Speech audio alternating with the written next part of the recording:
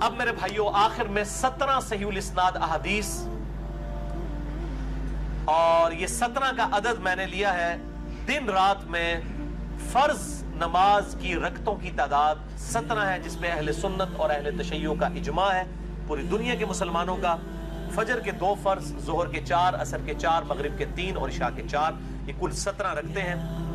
اور یہ 17 احادیث پرٹیکولرلی رمضان المبارک کی اہمیت، فضیلت، فرضیت اور روحانیت سے ریلیٹڈ ہے، اور یہ الٹپ ایٹ رینڈم نہیں ہے، میں نے ایک انٹلیکچوئل ترتیب سے ان کو جمع کیا ہے، اور انشاءاللہ میں تمام احادیث کے انٹرنیشنل نمبر بتاؤں گا، لیکن پرائمری بک سے نہیں بلکہ سیکنڈری بک سے، جو مشکات المصابیح ہے، جس کو میں نے ڈکلیئر کیا ہے مشکات المصابیح is the encyclopedia of حدیث۔ اہل سنت کی مین سٹریم کی 13 کتابوں کا یہ سمجھ لیں خلاصہ ہے، 3 جلدوں میں، شیخ زبیر لیزئی رحمہ اللہ تعالیٰ کی تحکیم اور تخریج کے ساتھ اہل سنت پاک.com پہ آپ کو 18 MB کی 3 فائلز مل جائیں گی، ڈاؤن لوڈ کریں۔ میں اکثر اس کی ترغیب دلاتا ہوں، الحمدللہ بخاری، مسلم، ابو داؤد، ترمذی، نسائی، ابن ماجہ، الموطا امام مالک، مسند احمد، سنن الکبریٰ، البیہقی، المستدرک للحاکم اور باقی کتابوں سے یہ نوٹس ہیں اہل سنت کی کتابوں کا نچوڑ 6294 احادیث، 6294 احادیث کا مجموعہ ہے، اور اس میں احادیث کی ریپیٹیشن نہیں ہے۔ اس کے نمبرز میں انشاءاللہ انٹرنیشنل بتاؤں گا، اور اس کے فٹ نوٹ پہ آپ کو پرائمری بکس کے نمبرز بھی مل جائیں گے، اور اس کے ساتھ حکم لگا ہوا بھی مل جائے گا انشاءاللہ تعالی۔ باقی اسی مشکات کے تعارف پہ میرا ڈیٹیل لیکچر ہے، مسئلہ نمبر 111 مشکات المصابیح کا مکمل تعارف، جسے شوق ہو تو اہل سنت پاک.com پہ اسے دیکھیں۔ پہلی حدیث صحیح بخاری اور صحیح مسلم کی متفق علیہ حدیث ہے، مشکات میں اس کا نمبر ہے 4۔ آپ صلی اللہ علیہ وآلہ وسلم نے فرمایا اسلام کی بنیاد 5 چیزوں پر ہے۔ کتنی چیزوں پر؟ 5۔ نمبر 1، اس بات کی گواہی دو کہ اللہ کے سوا کوئی معبود نہیں، وہ اکیلا ہے، اور محمد صلی اللہ علیہ وآلہ وسلم اس کے بندے اور اس کے رسول ہیں۔ نمبر 2، نماز قائم کرنا۔ نمبر 3، زکوٰۃ دینا۔ نمبر 4، اللہ کی راہ میں استطاعت ہو تو حج کرنا۔ اور نمبر 5، رمضان کے روزے رکھنا۔ یعنی روزہ رکھنا اسلام کی بنیادوں میں سے ایک بنیاد ہے۔ جو روزے چھوڑ دیتا ہے تو وہ آپ سمجھ لیں ایک ایسی بنیاد کو ہٹا رہا ہے کہ اس کی ایمان کی اور اسلام کی عمارت دھڑام سے نیچے گر پڑے گی۔ یہ وہ عمارت نہیں ہے کہ جس میں 5 میں سے ایک ستون ہٹا لیں تو 4 اتنے کھلوتی رہے گی نا بھائی جی، جی 4 اتنے چلنے والی گڈی ہے، بھی ایک ٹائر لال ہو نا تو گڈی چل نہیں سکتی۔ تو یہ 5 والی ہے، اس میں سے ایک بھی آپ اگر سکپ کریں گے تو آپ کے اسلام کی عمارت نیچے گر پڑے گی۔ دوسری حدیث بھی بخاری اور مسلم کی متفق علیہ حدیث ہے، مشکات میں 1956 ہے۔ آپ صلی اللہ علیہ وآلہ وسلم نے فرمایا جب رمضان المبارک کا مہینہ آتا ہے تو آسمان کے دروازے کھول دیے جاتے ہیں۔ دوسرے طریق میں آیا ہے جنت کے دروازے کھول دیے جاتے ہیں۔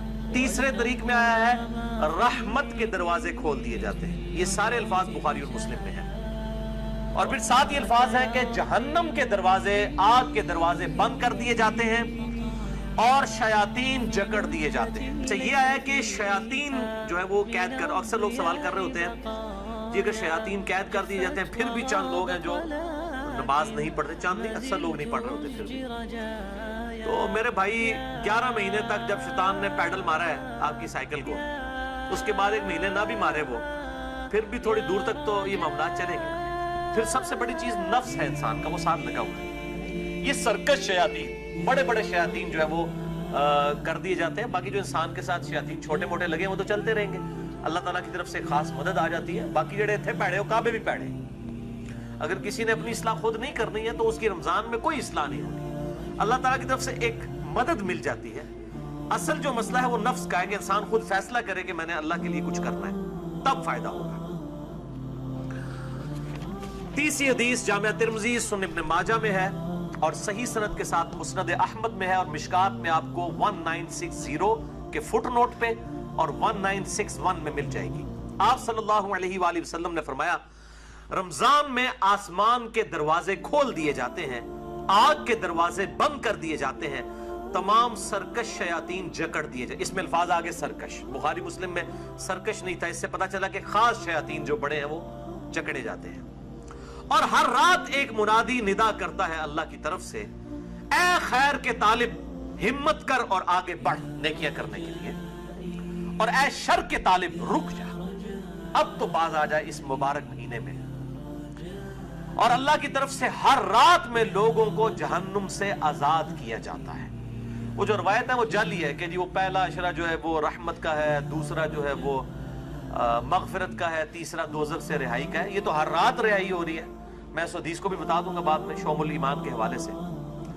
چوتھی حدیث بھی بخاری اور مسلم دونوں میں ہے، مشکات میں 1958۔ آپ صلی اللہ علیہ وآلہ وسلم نے فرمایا، جو شخص ایمان اور احتساب کے ساتھ، اکاؤنٹیبلٹی کے ساتھ، احتساب کو آپ اگر اردو میں ٹرانسلیٹ کریں گے تو 3 چیزوں کا مجموعہ ہے۔ نمبر 1 اخلاص، نمبر 2 ثواب کی نیت، اور نمبر 3 اصلاح نفس، یعنی نفس کی اصلاح بھی جو ہے مطلوب۔ رمضان کے روزے رکھے اللہ تعالیٰ اس کے پچھلے سارے گناہوں کو معاف فرما دے گا۔ اور پھر ساتھ ہی الفاظ ہیں، جس نے ایمان اور احتساب کے ساتھ رمضان کی راتوں کا قیام کیا اس کے بھی پرانے سارے گناہ معاف۔ اور پھر ساتھ ہی فرمایا، جس نے شب قدر کا قیام کیا ایمان اور احتساب کے ساتھ اس کے بھی پچھلے سارے گناہ معاف۔ لیکن لیکن لیکن اس سے مراد چھوٹے گناہ ہیں، بڑے گناہ نیک اعمال سے معاف نہیں ہوتے، وہ صرف توبہ کرنے سے معاف ہوتے ہیں اور گناہ چھوڑنے سے۔ اس کے سپورٹ میں حدیث ہے صحیح مسلم کی، مشکات میں ہے، اس کا نمبر 564۔ آپ صلی اللہ علیہ وآلہ وسلم نے فرمایا، اگر بڑے بڑے گناہوں سے بچا جائے تو 5 نمازیں، ایک نماز سے دوسری نماز تک، ایک جمعے سے دوسرا جمعہ، اور ایک رمضان سے دوسرا رمضان درمیان کے گناہوں کا کفارہ ہے، اگر بڑے گناہوں سے بچا جائے۔ تو نماز چھوڑنا تو خود بڑا گناہ ہے، یہ نہیں ہے کہ ایک جمعہ پڑھ لیا پھر اگلا جمعہ پڑھا پچھلے ساری معاف، نہیں، کبیرہ گناہوں سے بچا جائے۔ صحیح مسلم میں حدیث ہے، مشکات میں 569 اس کا نمبر ہے، کہ بندے کے کفر اور اسلام کے درمیان فرق نماز ہے۔ تو نماز چھوڑنے سے تو بڑا کوئی گناہ نہیں ہے۔ تو ایک نماز سے دوسرا نماز کے درمیان گناہوں کا کفارہ بھی تب بنے گا جب دوسری نماز پڑھی جائے گی۔ 5ویں حدیث بھی بخاری اور مسلم کی متفقن علیہ حدیث ہے، مشکات میں 1959۔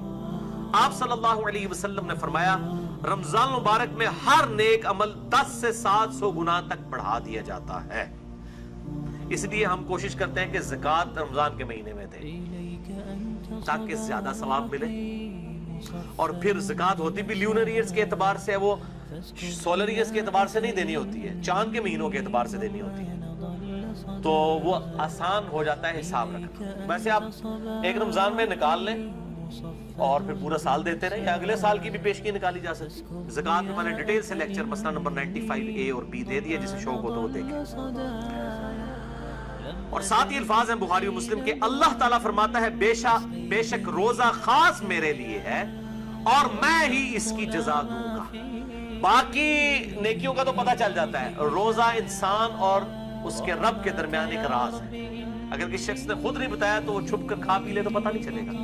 تو اللہ تعالیٰ ہمارا یہ میرے اور میرے بندے کے درمیان چونکہ خاص عبادت ہے، خاص میرے لیے ہے، میں اس کی جزا دوں گا۔ اور پھر 7 الفاظ ہیں، میرا بندہ اپنی خواہش اور کھانے کو میری وجہ سے ترک کرتا ہے۔ روزہ دار کے لیے 2 خوشیاں ہیں، پہلی خوشی افطار کے وقت اور دوسری خوشی اس وقت جب وہ اپنے رب سے ملاقات کرے گا انشاءاللہ۔ اور پھر 7 ہی الفاظ ہیں، روزہ دار کی منہ کی بو اللہ تعالیٰ کو کستوری کی خوشبو سے بھی بڑھ کر عزیز ہے۔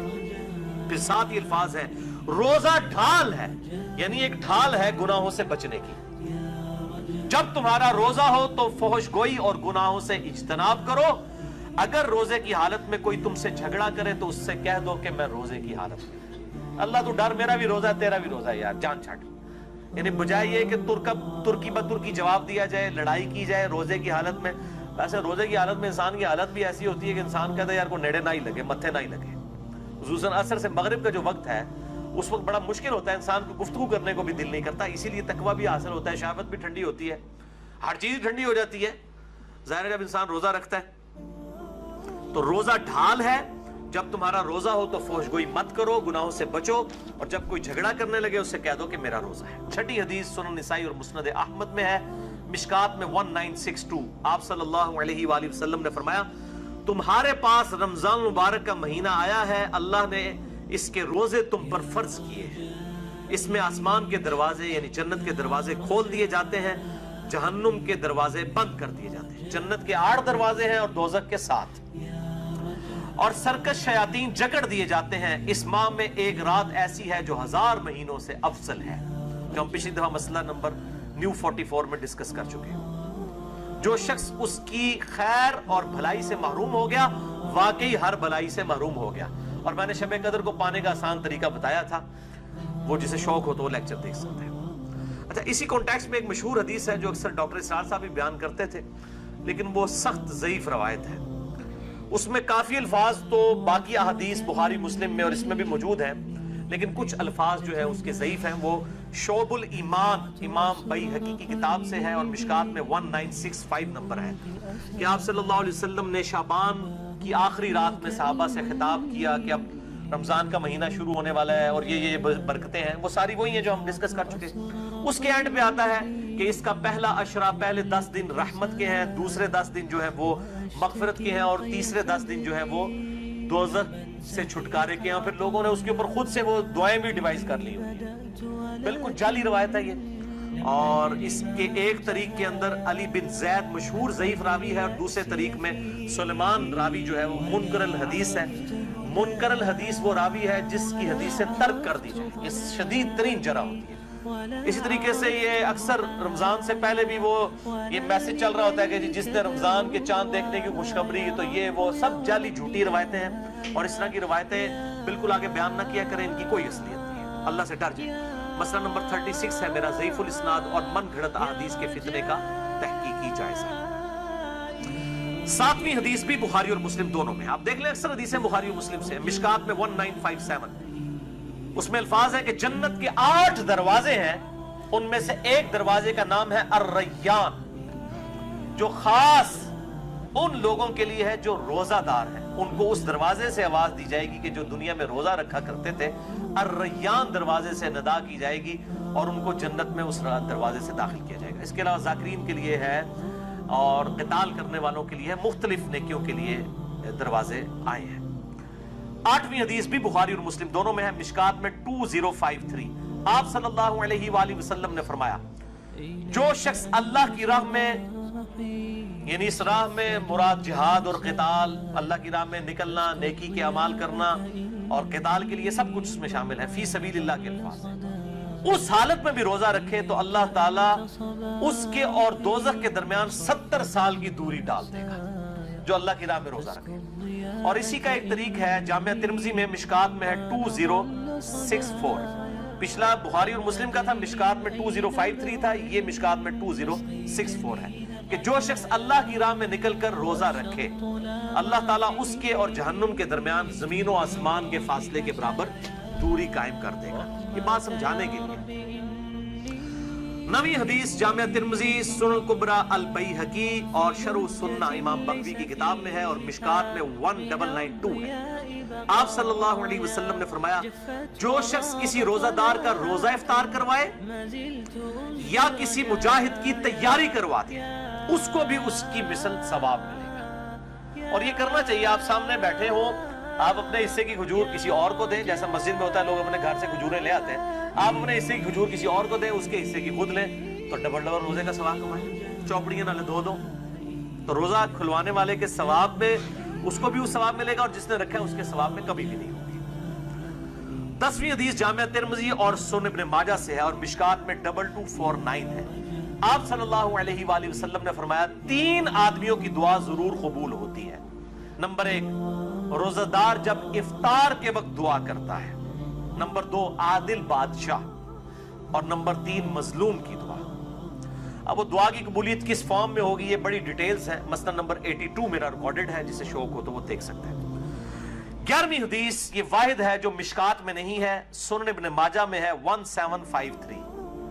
جو پچھلی تھی وہ سنن ابن ماجہ میں 1752 ہے، جو مشکات میں 2249 ہے، یہ مشکات میں نہیں لیکن سنن ابن ماجہ میں اس سے اگلی حدیث ہے 1753 کہ آپ صلی اللہ علیہ وآلہ وسلم نے فرمایا، افطار کے وقت کی گئی دعا رد نہیں کی جاتی۔ اس میں الفاظ تھے کہ دعا قبول ہوتی ہے، اس میں الفاظ ہے رد نہیں کی جاتی۔ اور اس حدیث میں ساتھ ہی الفاظ ہیں کہ عبداللہ ابن عمر ابن عاص رضی اللہ تعالیٰ عنہ کے بارے میں عبداللہ ابن ابی ملیکہ تابعی کہتے ہیں کہ جب بھی وہ روزہ کھولا کرتے تھے یہ حدیث بیان کیا کرتے تھے کہ روزے دار کی افطار کے وقت دعا رد نہیں جاتی، اور پھر ساتھ دعا کیا کرتے تھے اللہم انی اسألک برحمتک، اے اللہ میں تجھ سے تیری رحمت کا سوال کرتا ہوں، التی وسعت کل شیء ان تغفر لی، کل شیء ان تغفر لی، وہ رحمت جو کہ ہر چیز کا احاطہ کیے ہوئے ہے کہ اے اللہ تو میری مغفرت فرما دے۔ تو کوئی بھی دعا کی جا سکتی ہے، رب اجعلنی کی جا سکتی ہے، ربنا آتنا فی الدنیا کی جا سکتی ہے، کوئی بھی دعا آپ اس وقت کر سکتے ہیں۔ اور ایک مسنون دعا ہے، سحری کی تو کوئی دعا ثابت نہیں ہے، یہ جعلی دعا پبلک کی، کل کے روزے کی نیت کرتا ہوں، اس دن کے روزے کی نہیں، اگلے کل کے روزے کی، وہ تو کسی کتاب میں نہیں لکھی ہوئی ہے، خود سے جعلی دعا بنائی ہوئی ہے۔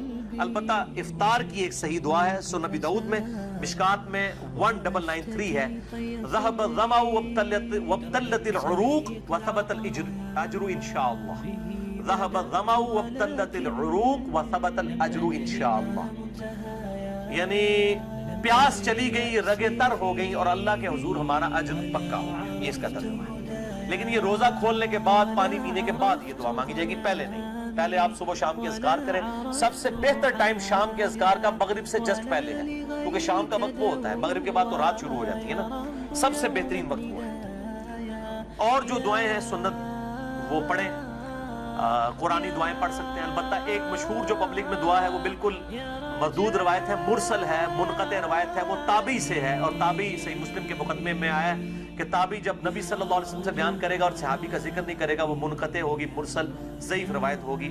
مشکات میں 1994 ہے، سنن ابی داؤد کے کانٹیکسٹ میں معاذ بن زہرہ تابعی سے ہے، یہ روایت پھر ضعیف ہوگی۔ اللہم صمت وعلی رزقک افطرت، یہ دیچ بھی ویسے انہوں نے داخل کیتا ہے، اللہم انی لک صمت وبک آمنت، او کون ہر شاید جعلی چیزیں بھی جعلی چیزیں شامل کی تھی، حالانکہ جو جعلی ہے وہ بھی ہے اتنی، اللہم لک صمت وعلی رزقک افطرت، یہ بھی روایت جعلی ہے۔ اور اصل دعا وہی ہے، ذهب الظمأ وابتلت العروق وثبت الاجر انشاءاللہ۔ تو اس کے علاوہ جو دعائیں ہیں سنت وہ آپ کر سکتے ہیں، اور بیسٹ دعا وہی ہے جو بخاری اور مسلم میں آئی، ربنا آتنا فی الدنیا حسنہ وفی الآخرۃ حسنۃ وقنا عذاب النار۔ شام کے اذکار بھی کریں جو بلو کارڈ پہ ہم نے لکھے ہوئے ہیں۔ 12ویں حدیث صحیح مسلم سے ہے، اور یہ حدیث بخاری کو چھوڑ کے باقی اہل سنت کی 5 کتابوں میں موجود ہے، صحیح مسلم، ترمذی، ابو داؤد، نسائی، ابن ماجہ میں، مشکات میں ہے 2047۔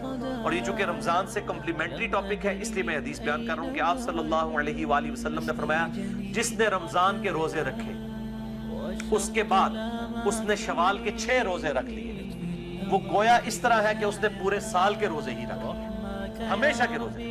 اور اس میں کوئی ضروری نہیں ہے کہ آپ نے ایک روزہ فوراً رکھنا ہے بعد میں سکیٹرڈ فارم میں رکھ لیں، یا فوراً ہی 6 روزے رکھنے ہیں، پورے شوال میں جس وقت آپ کا دل کرے آپ شوال کے مہینہ ختم ہونے سے پہلے وہ روزے رکھ لیں، 6 کی گنتی پوری کر لیں۔ بہتر یہ ساتھ ہی رکھ لیں کیونکہ ایک روٹین بنی ہوتی ہے، عید کے فوراً بعد شروع کریں تو رکھنے بھی آسان ہو جاتے ہیں، گیپ آ جائے پھر مسئلہ بن جاتے ہیں، لیکن رکھ سکتے ہیں، کوئی اس میں ایشو نہیں۔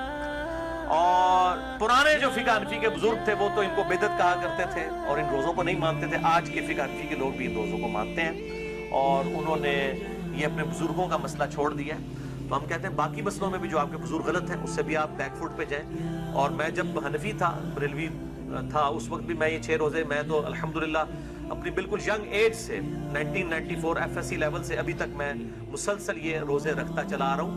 یہ میں کو مشہوری کے لیے بتا رہا ہوں کہ اس وقت بھی مطلب یہ چیز اسٹیبلش یہ سب کے ہاں ہے، لیکن بعض جو غالی قسم کے حنفی ہیں جس طرح مفتی ضرب علی ہے، اس نے تو باقاعدہ اس کے خلاف کتاب پوری لکھ دی ہے۔ اس نے کہا میرا بابا صحیح ہے، یہ 5 کتابیں غلط کہہ رہی ہیں۔ وہ کہہ رہا ہے میں اس روایت کو نہیں مانتا جو ہمارے بزرگوں کے خلاف ہے۔ اس نے شوال کے 6 روزوں کے خلاف کتاب لکھی ہے، اندازہ کریں۔ وہ جو ہر ایک جو عالم دین کے اوپر کامنٹس دیتا ہے، مفتی ضرب علی کراچی کا، تو میں اس لیے بتا رہا ہوں کہ یہ 5 کتابوں میں ہے، مسلم، ابو داؤد، ترمذی، نسائی، ابن ماجہ میں، مشکات میں 2047 ہے۔ اب میرے بھائیوں آخری 5 حدیثیں، یہ 12 ہو گئی، اب یہ 17 بھی 2 نسبتیں تھی، 12 اور 5 کی، یہ 5 حدیثیں رمضان مبارک کی روحانیت سے ریلیٹڈ ہیں۔ 13ویں حدیث صحیح بخاری سے، مشکات میں 1999، آپ صلی اللہ علیہ وسلم نے فرمایا، یہ بڑی سخت الفاظ ہیں اور یہی اصل میں حاصل ہیں یہ 5 حدیثیں، جو شخص روزے کی حالت میں بھی جھوٹ بولنا اور برے اعمال کرنا نہ چھوڑے تو اللہ تعالیٰ کو اس کے بھوکا اور پیاسا رہنے کی کوئی پرواہ نہیں ہے۔ یعنی وہ سمجھ رہا ہے میں بھوکا اور پیاسا ہوں، جھوٹ بھی بول رہا ہے، امانت میں خیانت بھی کر رہا ہے، گناہ بھی اسی طریقے سے کر رہا ہے، اور روزہ ٹھنڈا کرنے کے لیے بیہودہ فلمیں بھی دیکھ رہا ہے، اور جناب فجر کی سحری کرنے کے بعد نماز پڑھ کے آ کے جوئے کے اوپر کرکٹ کھیل رہا ہے روزہ ٹھنڈا کرنے واسطے، تو اللہ تعالیٰ کو کیا پرواہ ہے؟ اللہ تعالیٰ کو تو دھوکہ نہیں دیا جا سکتا۔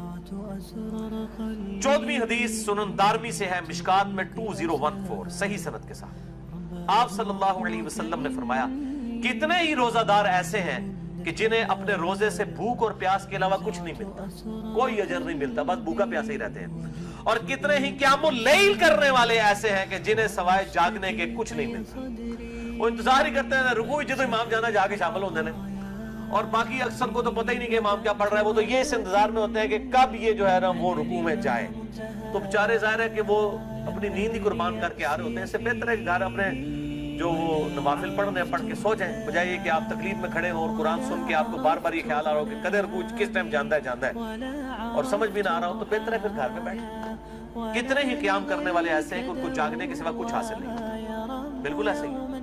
15ویں حدیث بڑی مشہور ہے جامع ترمذی کی، مشکات میں 927۔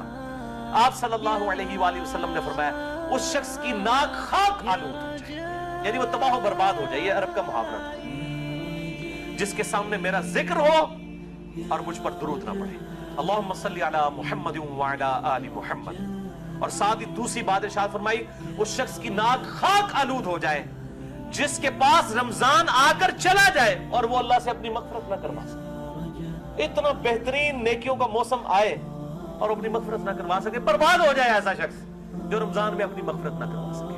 اور تیسری چیز فرمائی، اس شخص کی ناک خاک آلود ہو جو اپنے ماں باپ میں سے دونوں یا کسی ایک کو بڑھاپے کی حالت میں پائے اور پھر ان کی خدمت کر کے جنت نہ کما سکے، اس کو بھی برباد ہی ہو جانا چاہیے جس کے پاس اس کے ماں باپ جنت کی شکل میں دونوں یا دونوں میں سے ایک موجود تھا کہ اس کی خدمت کرے۔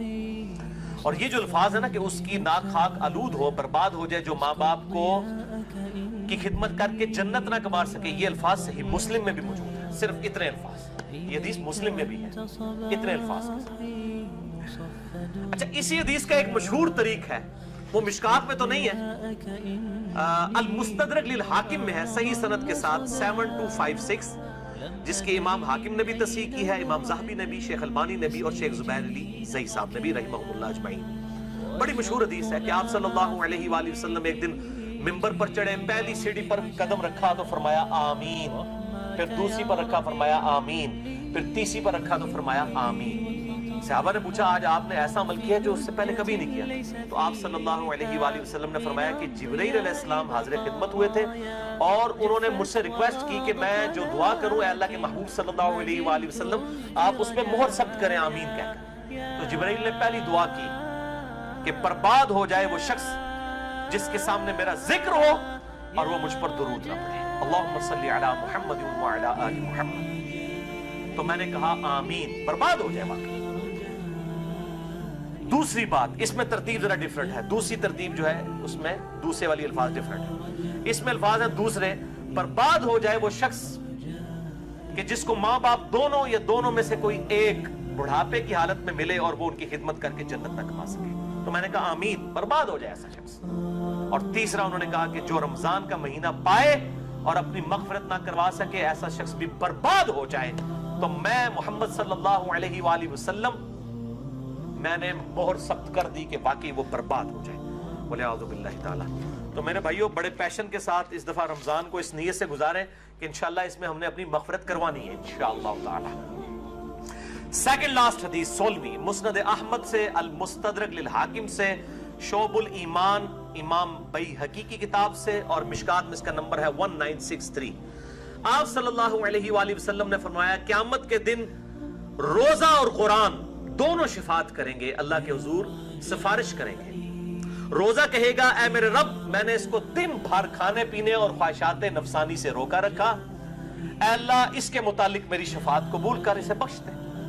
اور قرآن کہے گا اے اللہ میں نے اس کو رات کے وقت نیند سے روک کے رکھا قیام اللیل میں, یہ مجھے سنتا رہا, اے اللہ میری شفاعت اس کے حق میں قبول فرما. اور اس حدیث میں الفاظ ہے کہ اللہ تعالیٰ روزہ اور قرآن دونوں کی شفاعت قبول فرما لے گا. الحمدللہ. اور صحیح مسلم میں بھی ایک حدیث ہے, القرآن حجت لک او علیک, قرآن یا تیرے حق میں حجت ہے یا تیرے خلاف حجت ہے. اللہ تعالیٰ اس قرآن کو ہمارے حق میں حجت فرمائے, آمین. آخری حدیث 17ویں حدیث مسند احمد سے, مشکات میں ہے, اس کا نمبر 5331. یہ آخر میں نے رکھی تھی, بہت کریٹیکل ہے. آپ صلی اللہ علیہ وآلہ وسلم نے فرمایا, جس شخص نے دکھلاوے کے لیے نماز پڑھی اس نے شرک کیا, جس نے دکھلاوے کے لیے روزہ رکھا اس نے شرک کیا, اور جس نے دکھلاوے کے لیے اللہ کی راہ میں صدقہ کیا اس نے شرک کیا. وَلِعَوْذُ بِاللَّهِ تعالی. یعنی روزہ بھی تبھی قبول ہے جب اللہ کے لیے رکھا جائے. اکثر لوگ بڑے فخریہ کہہ رہے ہوتے ہیں میرا تو آج 8 پیارا روزہ ہے, فخریہ بتا رہے ہیں. بھئی آپ نے اللہ کے لیے رکھا ہے, لوگوں کو جاگے کیوں اناؤنسمنٹ کر رہے ہیں؟ اللہ کے لیے روزہ ہونا چاہیے. اخلاص نہیں ہوگا, اللہ کے لیے پروٹوکول نہیں ہوگا تو اس روزے کا کوئی فائدہ نہیں. اور سورۃ الانعام کی آیت نمبر 162 مجھے ضمناً یاد آ گئی, قُلْ إِنَّ صَلَاتِي وَنُسُكِي وَمَحْيَايَ وَمَمَاتِي لِلَّهِ رَبِّ الْعَالَمِينَ. اے محبوب صلی اللہ علیہ وآلہ وسلم, آپ اللہ کے حضور عرض کیجئے اور اپنی عوام کو بھی بتا دیں, اپنی امت کو بھی, بے شک میری نماز, میری قربانی, میرا جینا, میرا مرنا, سب کچھ میرے اللہ کے لیے ہے جو سارے جہانوں کا پالنے والا ہے. اللہ کے لیے مخلص ہو جائے, اخلاص شو کرنے والے, تب یہ اعمال اللہ تعالیٰ کی بارگاہ میں قبول ہے.